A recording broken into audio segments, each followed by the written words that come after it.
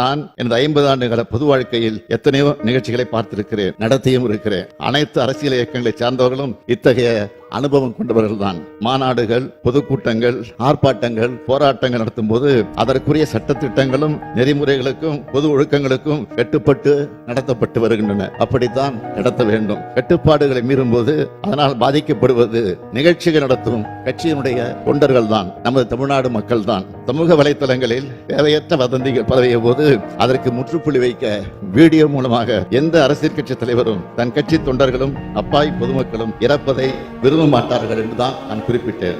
இறந்தவர்கள் நமது உறவுகள் என்பதை மனதில் வைத்து அனைவரும் செயல்பட வேண்டும் என்று கேட்டுக்கொண்டேன். அரசின் உயர் அலுவலர்கள், காவல்துறையின் உயர் அலுவலர்கள் செய்தியாளர்களை சந்தித்து உண்மை நிலையை வீடியோக்களோடு ஆதாரத்தோடு தெளிவுபடுத்தினார்கள். மருத்துவமனை அனுமதிக்கப்பட்ட அனைவரையும் காத்தது நமது அரசு. உச்சநீதிமன்றம் இந்த விவகாரத்தில் இடைக்கால உத்தரவு பிறப்பித்துள்ளது.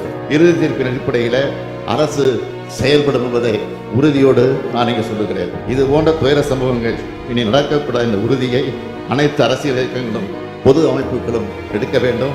அனைத்தையும் விட மக்களின் உயிரே முக்கியம். மக்களின் உயிரை விலை மதிப்பற்றது.